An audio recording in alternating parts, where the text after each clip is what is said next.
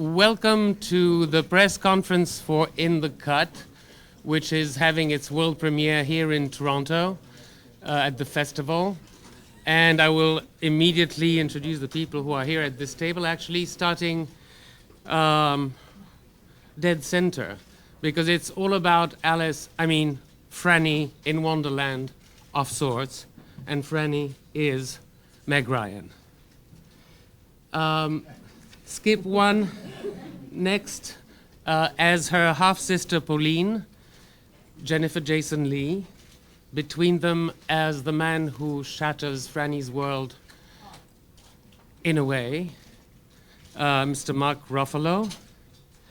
At the far end, actually sandwiching the cast, you have at the one end the lady who produced the film, and next to me, the lady who brought all those elements together, orchestrated them, sculpted the work, is presenting it tonight, it has conducted it all throughout. Director Jane Campion.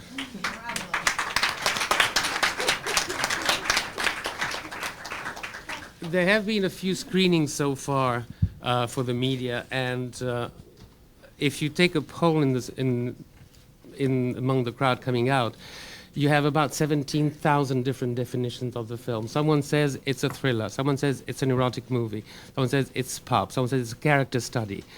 The closest definition that I heard was it has 17,000 different entry points in this film. For you, Jane, what is it? Which is it? And for the cast, what was your take on the film when you read the script and after seeing the film? And did you have a different take from Jane? Jane, go ahead. Well, this is the first film that I've made that's a kind of really specific genre.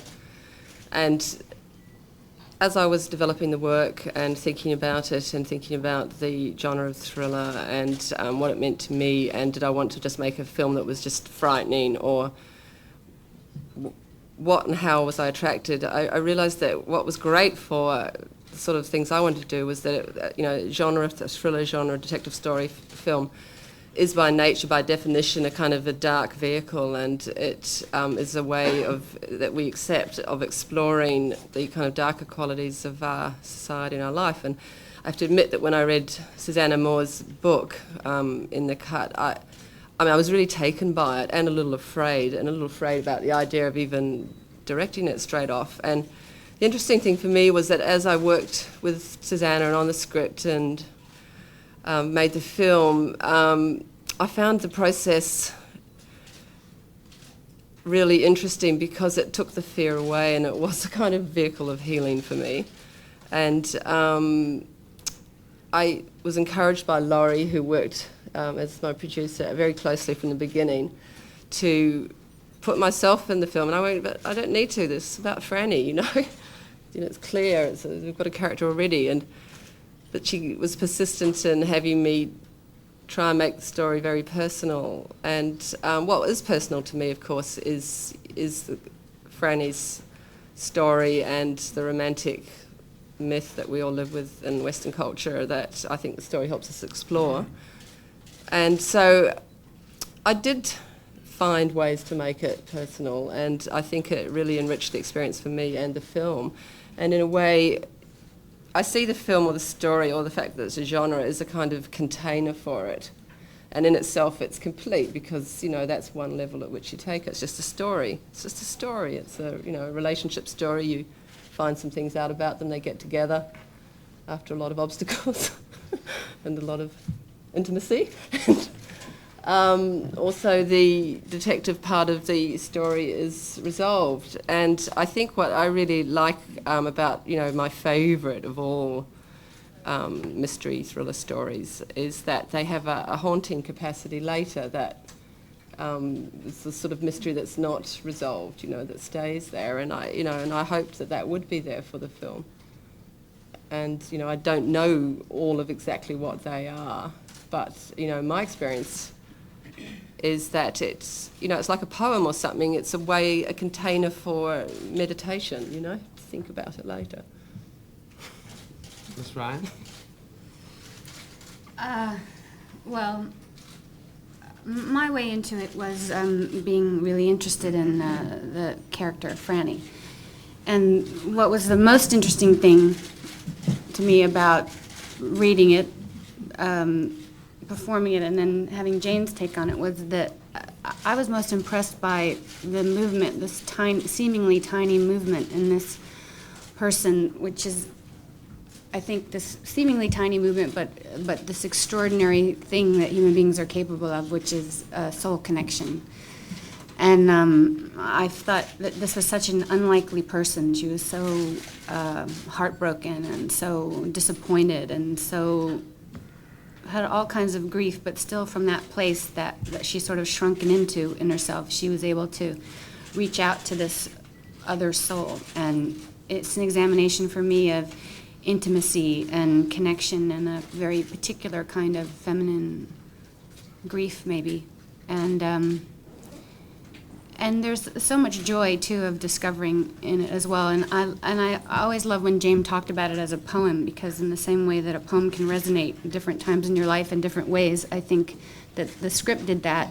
Jane's previous work has always done that for me. And I think the movie, is like, I remember after we all saw it, I felt like I was in some kind of trance, and it was really curious to see because while we were shooting it, I was never quite sure what Jane was shooting because it was a very unconventional process, and it was amazing to see her so beautifully revealed. Jen?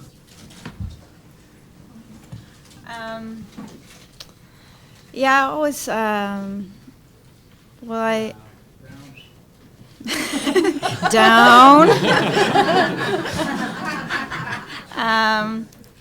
I thought it was a really beautiful character study. It also reminded me of movies that I saw when I was a child that I shouldn't have seen, that felt too adult, that felt too sexy.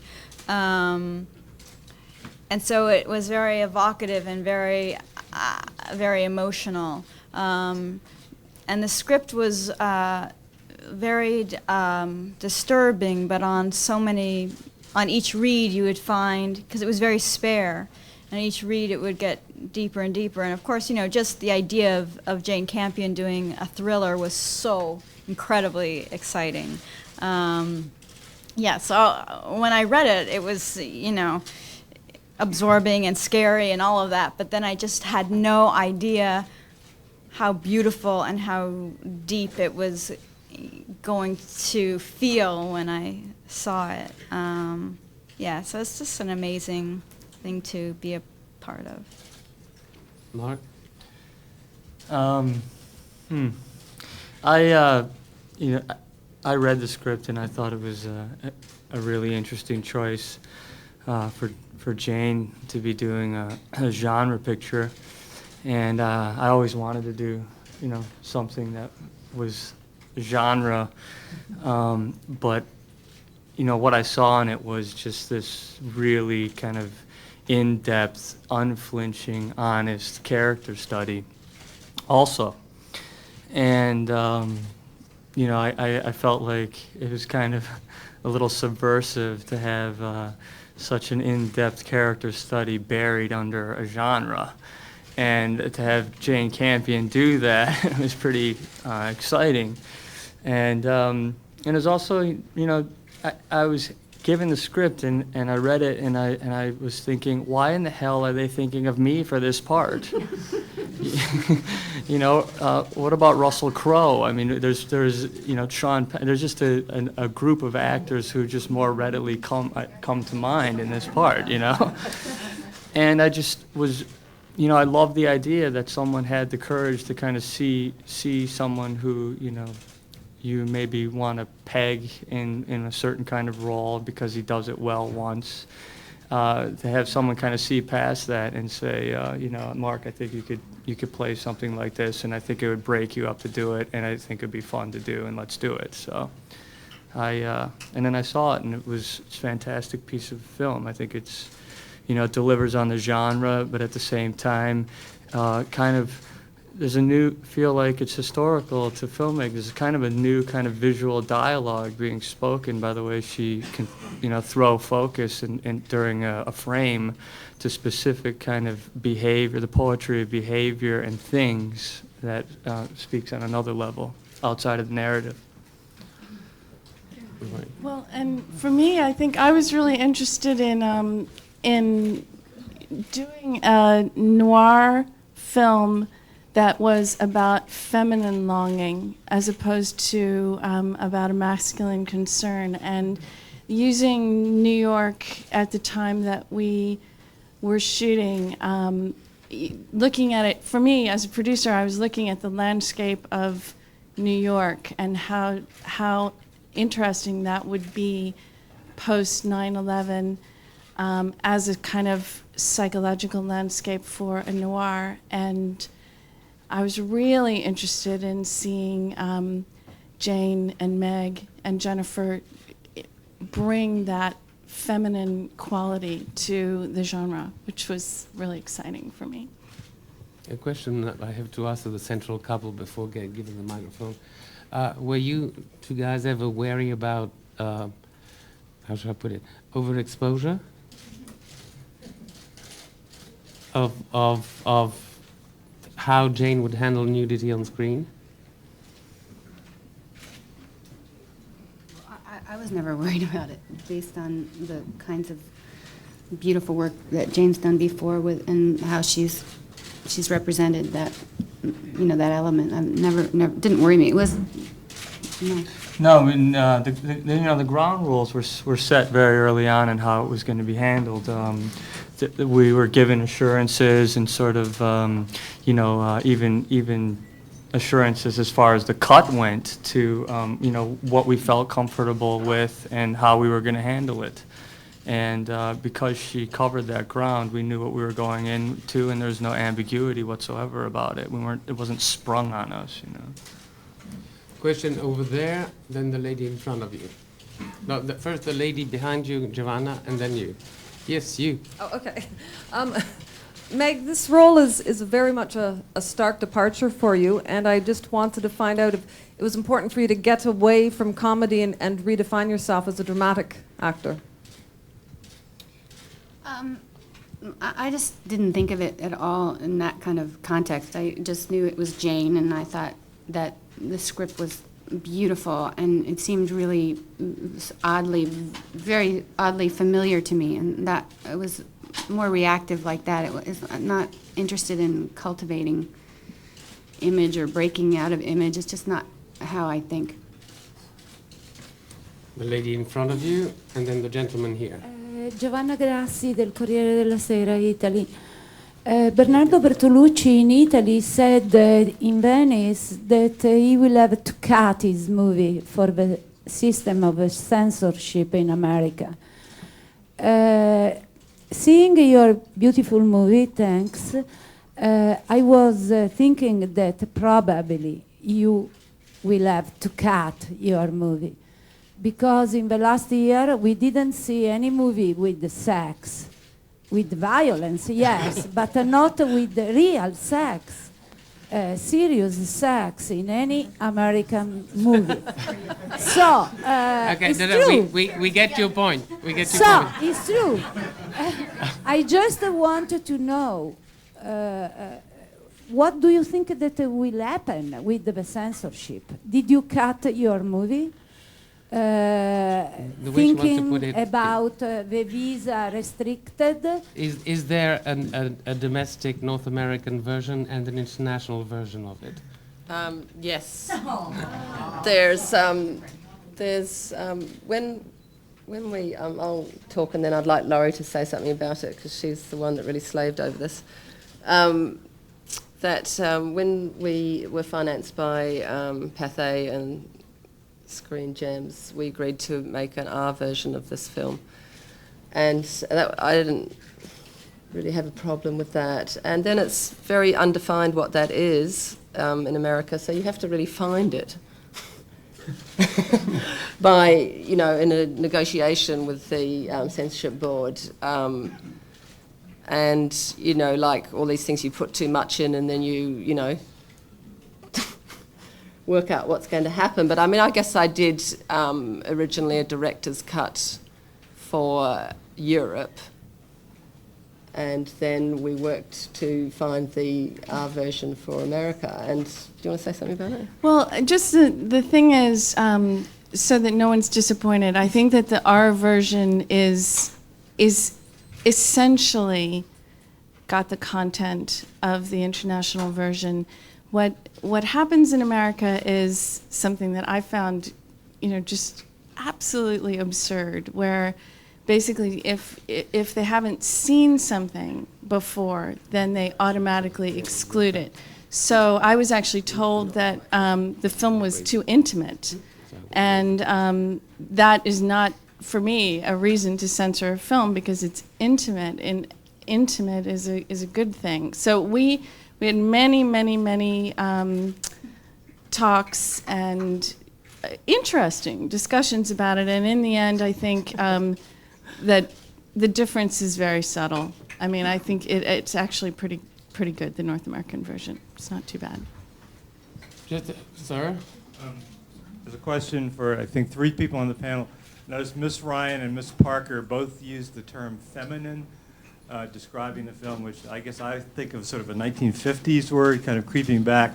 So I wonder about why you chose the word feminine to describe the film, and I'd definitely like to ask Jane Campion if word categories like feminine or feminist or post-feminist, is this for you a feminist thriller, a post-feminist thriller, or are they just stupid, meaningless kind of words? But I certainly want to ask about feminine.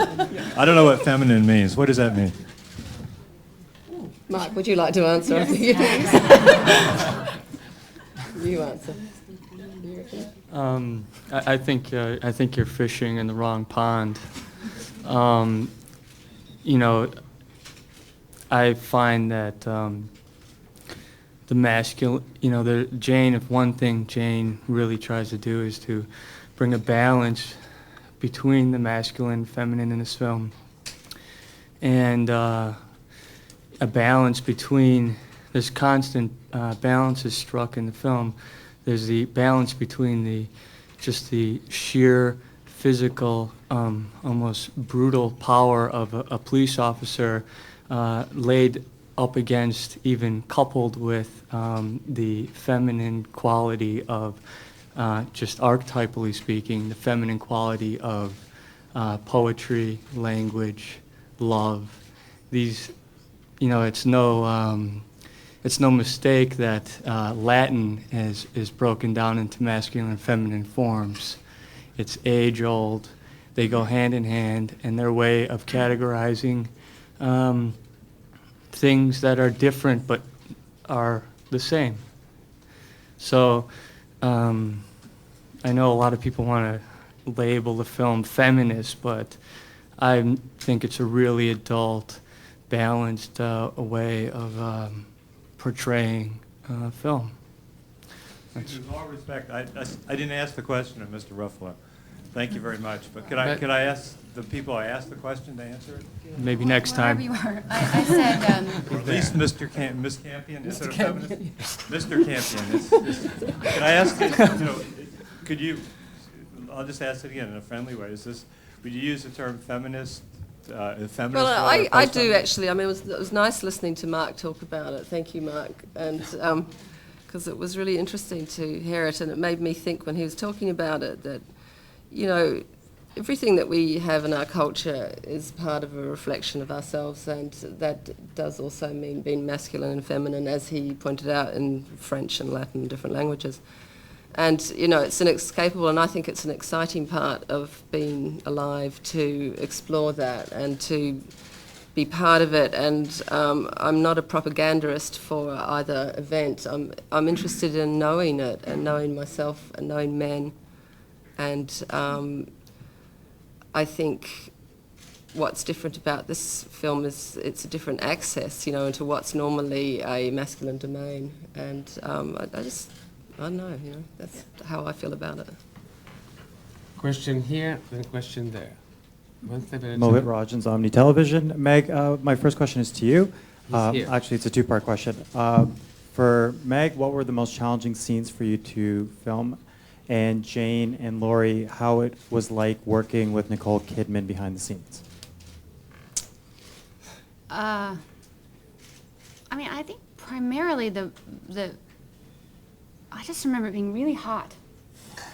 Wasn't it just so hot? It was really hot when we were making that movie in New York last summer. I mean, every single scene didn't seem like one more difficult or less difficult, or even being able to measure it that way. I mean, the mandate really was to be able to tell the truth as close as possible to the bone as you could, and that was always the thing that was operating, I think. And whether it was the scenes in the bedroom, or it was, I loved so much doing that scene with Jennifer in the coffee shop, in the cafe, where we meet up after Franny was mugged. I remember that being a particularly hard day because it was so hot. Yeah. Do you remember? Yeah, it's like 44 degrees, yeah. It's really, yeah. So that's my answer. Would you like to elaborate? And if you mean like as Nicola's producer, she was a passive producer. She wasn't present during the shoot or during the pre-production, or I think she visited the set once at lunch. Is that right? Mm-hmm. So she wasn't, nothing but wished us well. Madam?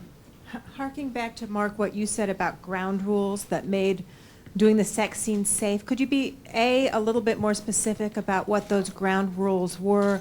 And also, Mark and Meg, how was it different having intimate scenes with a female director? Or was it different? The ground rules are basically, one, we would never be asked to do something that we didn't feel comfortable doing. That we would always kind of talk about it, and that it would never feel exploitive. And that was kind of our call. We were allowed to make that decision. And that it would be, mostly choreographed. It wasn't going to be anything where you, like, they say 1, 2, 3, make out, make love, and, we'll film it. So it took the onus off of kind of those sex scenes and made them, I think, because of the choreography, much more specific and more intimate feeling. What was the second part of that question? Was it different to do an intimate scene with a woman director than with a man director? I mean, we came to set that day, and Jane had incense burning, and the lights were low, and and there was soft music playing. Plus, she is. I think she handles sex really well. She's got great taste with it. I think so. I have to pass that compliment on to Susanna. Yeah, and Susanna Moore too. Sir, and then sir, and then ma'am. Oh, yeah. I'm sorry. We have the same ground rules. Yeah. But was it different for you to work with a female director than with a male? No, I really believe it's not about gender, in that case. It's Jane. She said she'd take her clothes off too, but she didn't. There was no enthusiasm about that, except me. Sir, and the lady. Question for Jane Campion. Good afternoon. He's here, second row. You mentioned a few minutes ago that when you read the book and were going into the project, you were a little frightened. What were you scared of? Well, for me personally, I guess it's more of the genre evoking, serial killers, murder, stuff like that. And I guess I was frightened in many illogical ways. But just that, I don't know, you might call it into your life or something like that. Kind of superstitious, strange feelings that lying unexamined can scare you. But when you get into it, you realise that it's actually just the kind of Grimm's fairy tale myths that our culture lives with, because there's a lot less serial killers than there are movies about them. In fact, you know, it's just a mode of thinking and dealing with the things that frighten us. Question here, then question there. Lisa Searing, India West. This question is for Miss Ryan. Tell me about the scene where you were holding the head in the bag. What was in the bag and what was in your mind? Hope I didn't give anything away.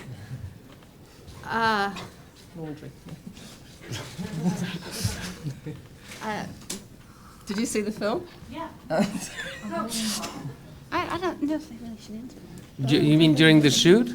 Yeah. What was in there? Was it Jane just said laundry. was it laundry? It's just, I honestly don't know. I don't. You mean what was really in the bag? What was really in the bag? In the bag, and what was in your mind to make you? Oh, I thought you I didn't remember. realise it was No, we supposed had to be. what was a what are they? prosthetic. Prosthetic Mannequin. head. Yeah. Mm-hmm. Sir. Yes, hi, this is a question for the actors in general. I was just wondering what it was like to work with Ms. Campion and both Jennifer and Mark being aspiring filmmakers.